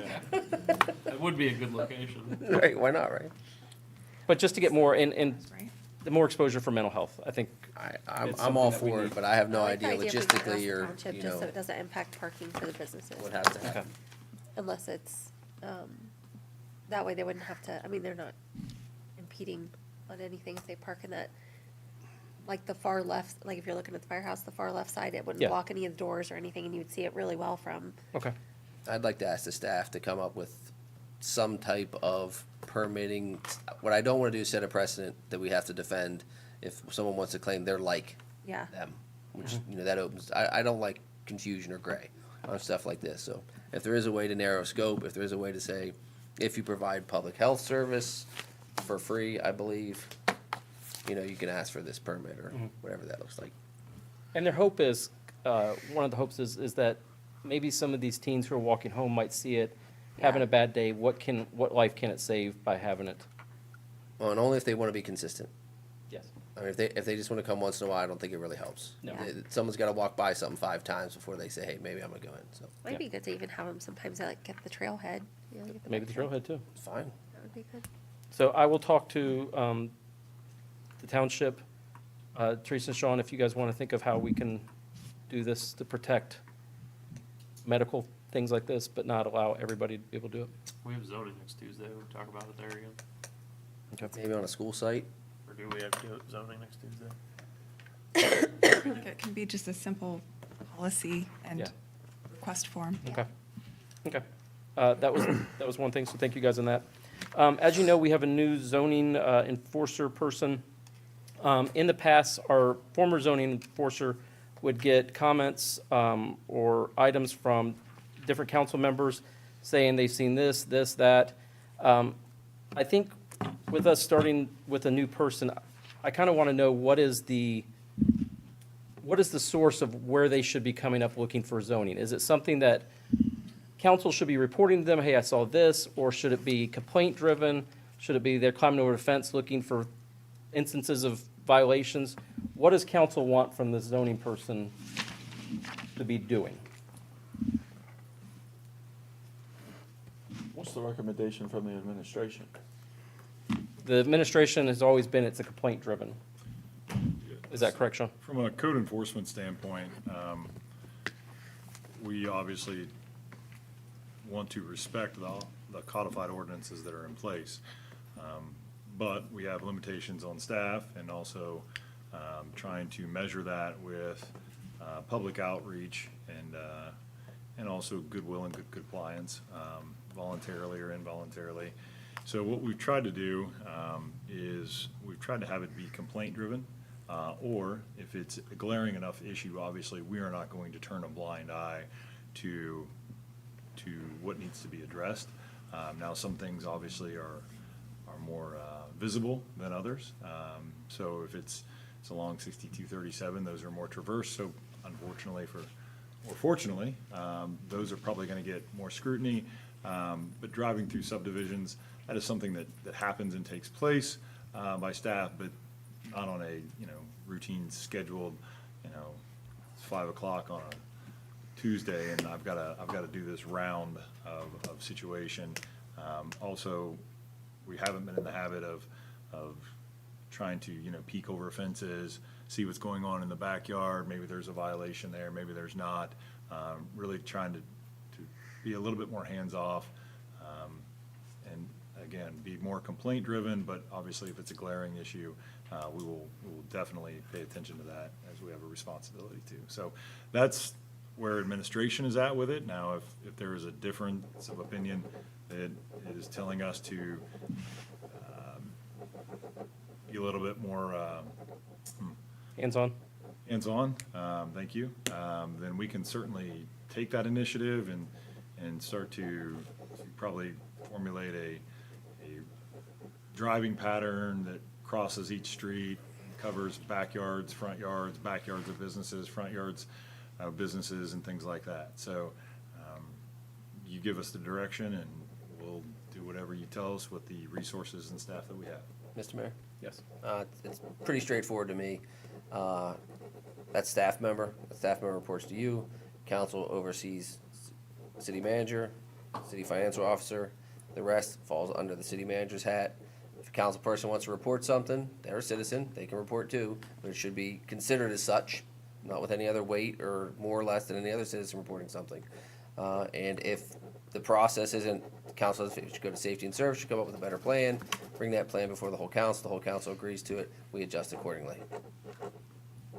I agree with that 100%, because again, we're no better citizen than anyone else sitting out here. We might be a little bit more knowledgeable to eyeball something, but I don't think the process should change for a councilman's complaint versus a citizen's complaint. I agree with that 100%. So keep it as complaint-driven then? Or as however. I mean, if you're driving down the road and see 4-foot tall grass or a roof with a hole in it or call that in, that should stick out. Please follow up on that. But yeah, I mean, however the village manager sees Glaring fit. issues, safety hazards, health issues. For sure. But again, we would, or council would, act on it the same way a citizen would, calling Same way in. anybody else would, yeah. Yeah. But I'm saying our enforcement person, you're gonna be out in the community looking at permits and things like that, if you see something while you're out. Oh, yeah. I mean, if if they our have a- enforcement person sees something. Our enforcement. That's their person, job. Yeah, they have a to enforce. responsibility, obviously, to address something if they see it. So, and that's been the message that we've given, whether it was to Terry or the new individual that's going to be associated with the city, is if you see something, obviously, we have to take action on it, but it just depends on. Will he be working the same schedule that Terry worked, or the same days that Terry worked? No, so this one's a little bit different than how the other one was set up. This will be a situation, and we're doing this trial basis, probably for the next month, and then we'll see where we're at with it. But this individual will be doing it kind of like a consulting piece, where in their time, we'll be giving them, obviously, the applications that come in on a daily basis. They'll be addressing those, whether it be in the evening, whether it be throughout their regular day, or in the weekends. But whenever they take the applications, a lot of it's applications that we receive for, whether it be sign permits, fence permits, curb cut, inspections. So all of those things, we obviously get those, and then we email those over to the individual. He can take the information that he's received, she's received, and check it for compliance within our codified ordinance, and then oftentimes issue a permit associated with just paperwork. Now, if you're looking at code violation situations, he'll be driving through the community, whether it be on the evenings, the weekends, or during the weekday, to identify any type of code violations that exist. And then obviously, if we have a complaint, he'll drive out to the parcel lot that the complaint is being issued, take pictures, evaluate it, see if there's a follow-up that needs to happen. But we won't be able to like post set hours for, so if someone had a complaint to call on, so they're not like calling you, like. No, They end up in our Yeah, they can call. admin office. They usually end up on my line. There's a phone number that they can call, so there's a phone number that they're associated with I was now. just trying to alleviate it off of Teresa's Oh. list. Well, Like no. if it was a They've set always time that we could really have them. called the admin office. Like if somebody has a complaint about tall grass or whatever, they just call the office and then we notify the code enforcement. It'd be the Okay. same thing whether Terry was in that office back there or whoever it is. We would just shoot them an email with the complaint and then they would follow up. If they called your line, but they do have their own line. So if somebody calls the city, it Okay. has an extension, and it's gonna take them to that individual. And then they can leave a message, or if they're available, they can pick up and have the discussion or answer any questions they may have, or follow up with them accordingly. So it won't be a situation where the calls come into us, Right. and then we have to give them to the code enforcement officer. Those calls will go directly to the code enforcement officer. Yeah, he has his own extension. I'm just saying if one of us in the office gets it, we Still would do pass it, it yeah, along. same thing, okay. Do we want to continue in the past with the two previous zoning officers? Of course, I get a lot of oops locate, to locate our water sewer lines. In the past, if we've got an oops locate that was, it tells us why we're locating, to build a deck, to build a fence, to pour footers, to, I had worked with the previous zoning officers that if it was something along that lines, construction related, I forwarded that. I would do the oops locate, or my crew would. I forwarded that on to the zoning officer to let him know that there was a deck being built, or there was a footer being dug, or. I think So I do would you ask want for. me to continue that, or? I think I would ask for the approval, the approved permit before you send someone out to find lines. No, we get oops locates from, not just for that, I mean, the gas company, they call, they want us marking all the lines. Oops calls gas, electric, water, sewer. So if somebody called into oops and said, hey, I'm building a deck, or I'm shooting a bore. Oh, they're sending everybody out. They're saying all the utilities. What I'm saying is, if you want this to be just complaint driven, I will not continue that, because if I saw, hey, a deck's being built, the zoning officer should know about that. Sean? I think that falls to the proactivity side of like looking over the fences and all that. I think it's an okay measure, just kind of have it pop on the radar. Yeah, whatever you've done in the past, Jack, just continue. Just to do continue that. that. Absolutely. Yeah, so, because get quite a few of those. For sure. Do we have a way to track the metrics on, completion from the date that first permit is submitted to the closing date of inspection? I think each Each application varies, and I only say that because sometimes an application will come in and there's additional information that's needed. But the codified ordinance does outline, once an application is submitted, public notice process for some, not all. And some of those public notice pieces are different than others. Some is where a certified letter has to be sent out, some we have to post in the newspaper. So it's a mixed bag associated with it, but generally we try to address it as quickly as possible. But there is an ordinance that and you guys said it, and a resolution that's passed that identifies, once an application comes in, how it's processed, and then when the decision is rendered. Sean, remind me, how many hours is this individual expected to be working a week? So no greater than 32. Our previous zoning code enforcement officer was a part-time position. So that would fluctuate depending on the degree of workload. So some weeks it would be more, some weeks it would be less. As far as consistency of schedule, typically previous code enforcement officer was a Monday through Friday. However, he would request sometimes, kind of have it Tuesday through Thursday, or, Wednesday through Friday. There was a variation in the schedule, but for his benefit, and I think it was trying to be consistent from a Monday through Wednesday situation. So this particular hire is probably a little bit different, so that's something that we're going to evaluate. I don't know how many hours, but it obviously can't be over the 32. They have previous experience and in the code enforcement realm.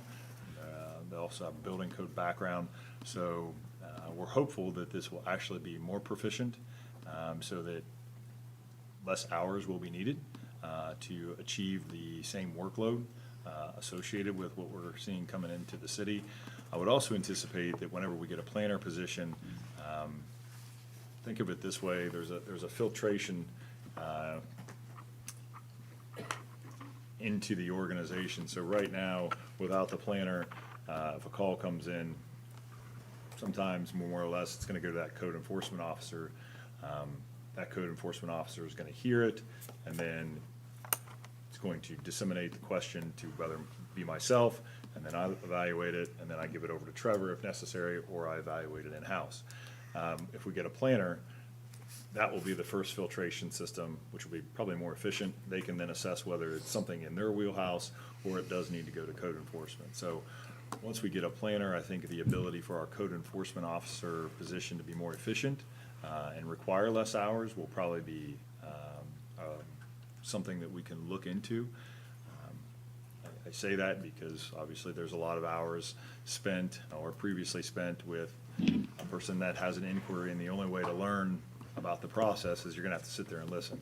If the planner can take on that role, the code enforcement officer position can be much more productive. So this could be a cost savings for the city at the end of the day, and hopefully still have the same efficiencies and maybe even be more efficient than it was before.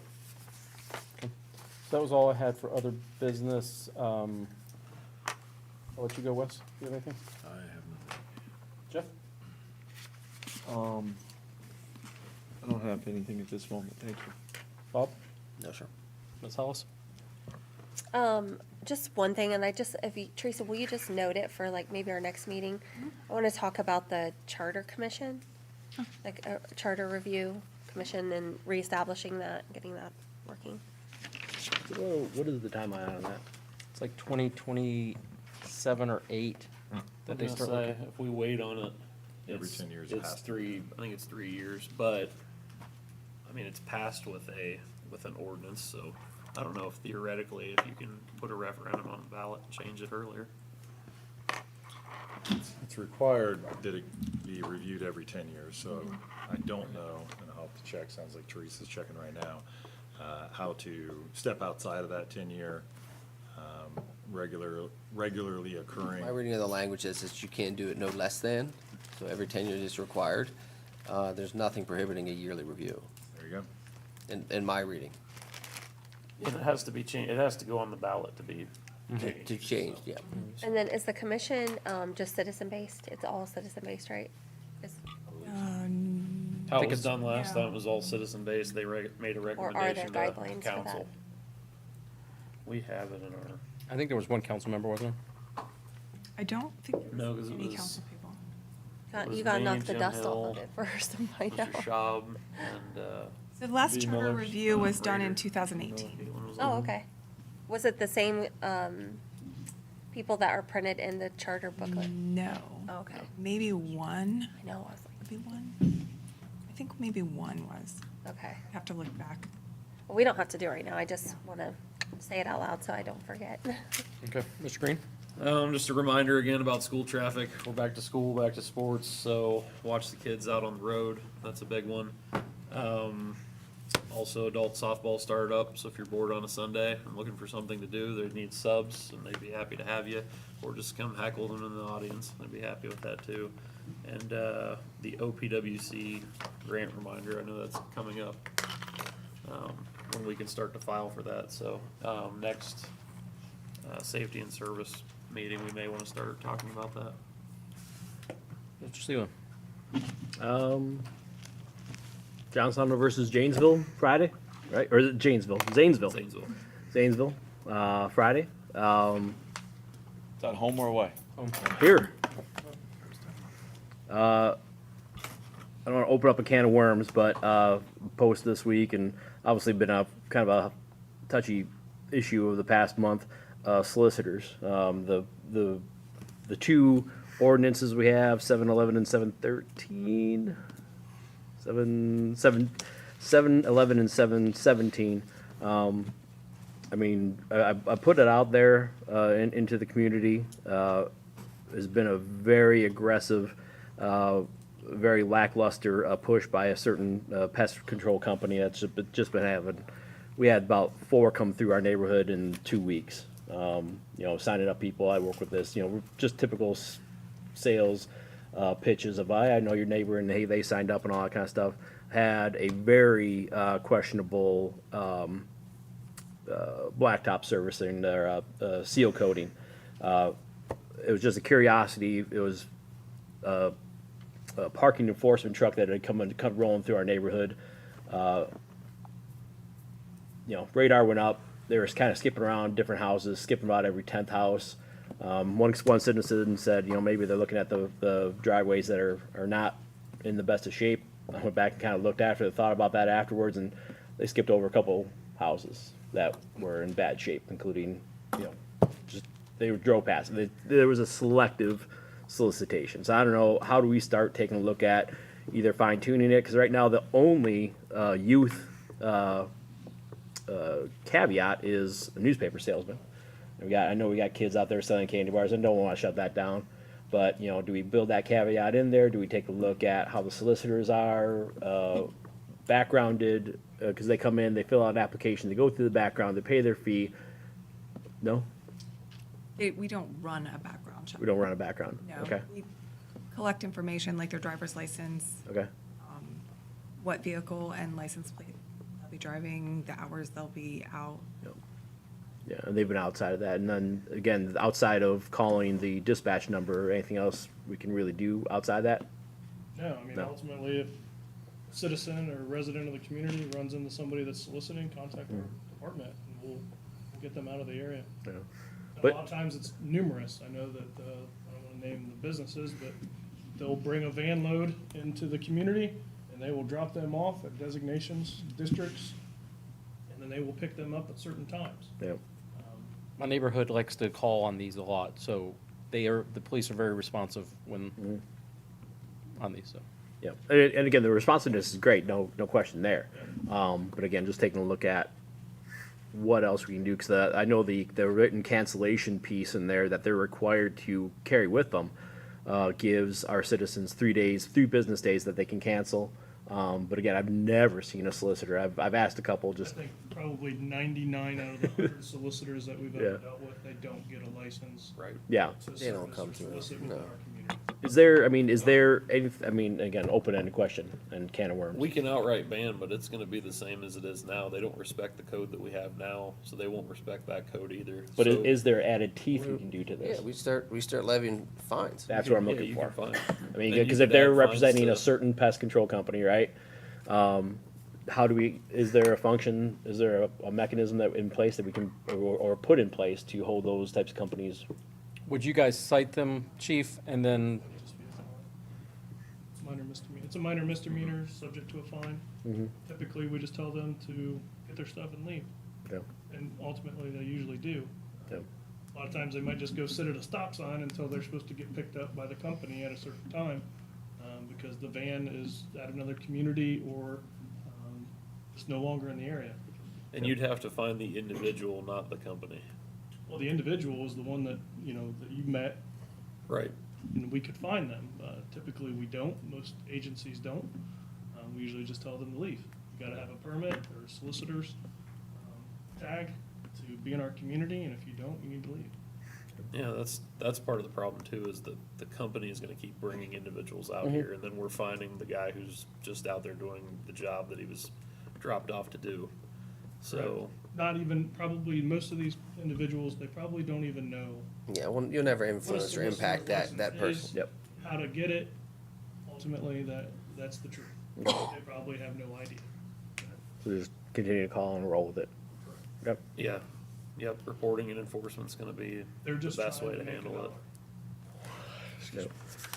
dollar. On a, Just contact our dispatch, tell them your address, tell them what they're driving, ultimately what they might look like, and we'll do our best to find them in the neighborhood, just like we've done a lot of calls over the year. The last probably 2 years through Concord East, they are pretty good about calling us, and we'll shoo them out of the area. Sometimes we call them out of the jurisdiction to make sure they don't go from one subdivision to the next.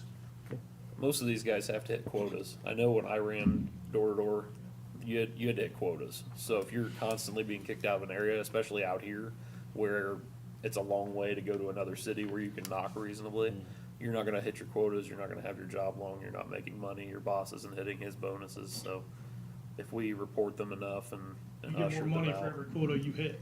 Right, yeah, so if they're not making money, they're not gonna come here, so reporting and enforcement's gonna be key on that.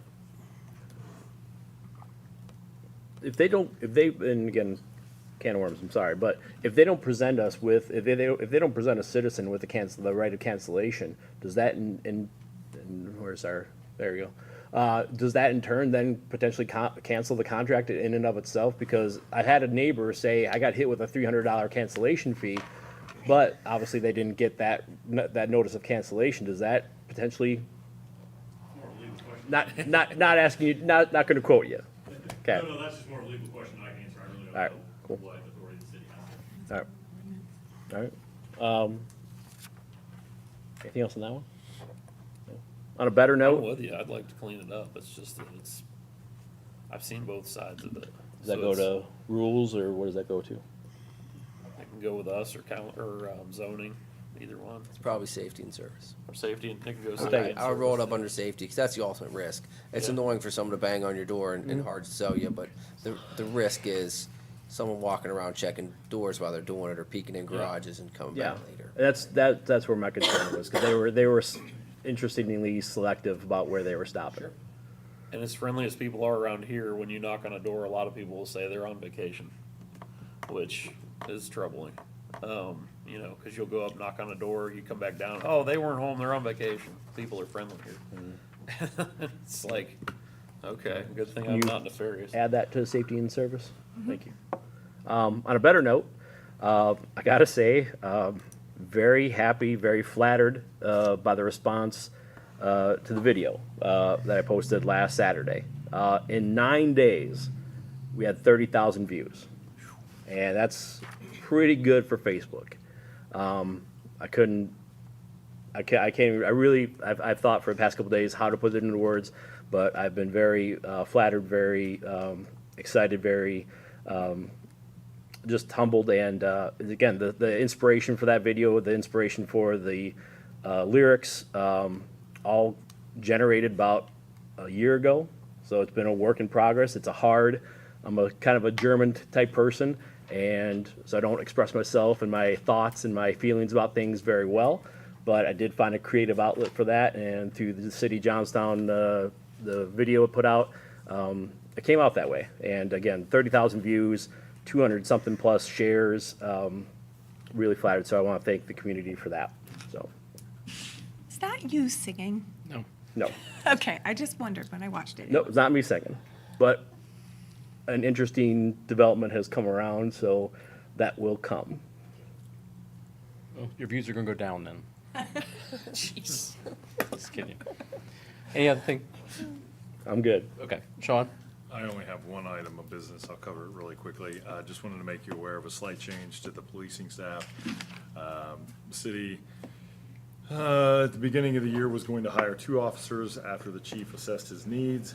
He determined that the hiring of 1 sergeant and 1 officer would better meet the needs of the city, and it would have no effect on the fiscal 2025 budget and a $12,000 effect on the 2026 budget. So he has done some research and analysis and has come up and determined that adding a sergeant to his staff would operationally work better for him and his staff that are there from an officer level and a sergeant level. And we are moving forward with that. So just wanted to kind of make you aware at the beginning of the year, it was 2 officers. At this point, it's 1 officer, 1 sergeant. Awesome. Anything from the staff? Okay, last thing, Ray Ray's open tonight? Today. So if you smell that wonderful smell in the air, it is Ray Ray's. Do what? El Rey open too. No, they were open in September. We're the city of Rays, So El Rey Mexican will be open in September. They're doing a lot of work on that building. It's going to be a complete overhaul. But with the Mastodon ice cream and the 2 restaurants, it's kind of hopping down there right now, which is a great thing. It's a good thing for our downtown. So if you can visit these places, let's keep them open, and keep them around. So, and Ray Ray's price point was really well. You can get a sandwich for $13 with fries. And it's made fresh, so. That's my commercial for today. Keep these businesses open. So I'm gonna leave this up to council. Ms. Hollis is sick. I'm not feeling that well tonight. Do you guys wanna go to executive session or move that to another night? You want to have like a special work session or something? I mean, we can do that, or we can.